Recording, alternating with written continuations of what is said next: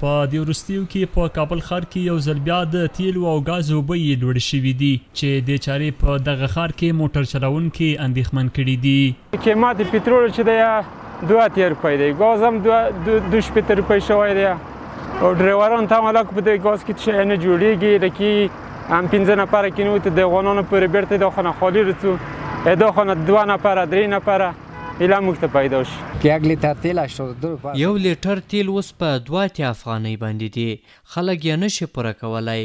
زه چې یوه سوارلي په 100 افغانۍ وړم هلته 80 افغانۍ تیل وهي، ما ته 20 افغانۍ پاتې کیږي. قیمتي ده، کور ته هیڅ هم نشم برابرولی. وروسته له ډیرو هلو ځلو 100 یا 1.5 افغانۍ پیدا کوم. قیمتي بیخي ډیره ده. یو شمیر موټر چلوونکي بیا وایي په هیواد کې بیکاري، اقتصادي ستونزې، د کارونو نشتون او د تیلو لوړې بیې دې ته اړ کړي چې خپل موټر یې په کور ودروي. دوی له حکومت غوښتنه کوي چې باید په یاده برخه کې جدي کنټرول ولري او دې چارې ته پاملرنه وکړي. والا چې کاروبار خو ډېر کم شوی ده، سوارلۍ هم نشته او تیل هم قیمته دي. مخکې په 2 یا داسې اوس ډېر 2 ته ختلي دي. دومره کوو چې هغه تیل پوره کوو، نوره مزدوري نشته. د حکومت نه هم دا غوښتنه ده چې یو څه سهولت راولي، یو څه ارزاني راشي، یو څه د تیلو یا د تجارانو په باره کې یو څه تلاش او کومک وکړي چې پوښتنه وکړي چې هلته ارزانه راوړي او دلته بس قیمته خرڅوي.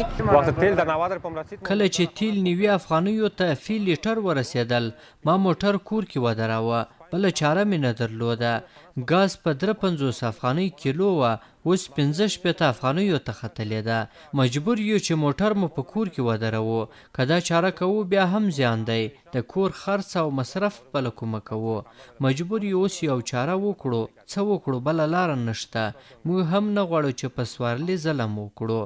د موټر چلوونکو ورهاخوا د تیلو د بیو په لوړېدو سره یو شمیر عام افغانان هم اندېښمن دي. دوی وایي څومره چې د تیلو بیې لوړېږي هغومره تاثیرات پر عامو وګړو زیاتېږي. دوی له حکومت غوښتنه کوي څو نرخونه کنټرول کړي. ډېر زیات تاثیرات کړی ده ورور جانه، ولې چې موږ سابقه په مثلا یو ټکسي نیوه په 100 روپۍ، اوس هغه ټکسي په 1.5 200 روپۍ وایي. نو د دې وجه نه دا تیل قیمته شوی ده.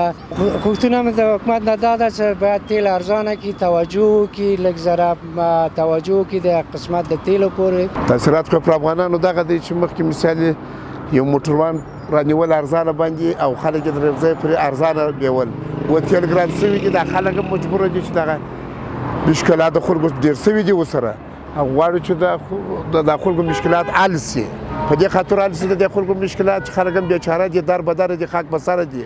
بل خوا یو شمیر تیل پلورونکي وایي د لارو بندېدل، په نړیوالو بازارونو کې د تیلو د بیې لوړېدل او د سوداګرو لخوا په دوی په لوړه بیه تیل پلورل هغه عوامل دي چې ورځ په ورځ د تیلو بیه پورته ځي. یوه میاشت مخکې خو ښه وه نسبت اوس قیمتونه جګ شوي دي. زما په شخصي نظر باندې دا یو غټ لامل خو چې دا د جهاني نرخ ده، جهاني نرخ هم جګ شوی ده. او دویم علت دا ده چې دغه سالنګ لار هم اوس بنده شوله، په دغه علت باندې هم د تیلو نرخ جګ شو. د صنعت او سوداګرۍ وزارت مسؤلین په هیواد کې د تیلو د بیو د لوړېدو عمده عوامل په نړیوالو بازارونو کې د تیلو د بیو لوړېدل یادوي.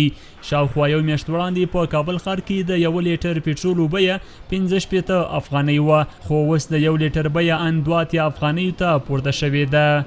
عبدالله حیدرزی، CMG، کابل.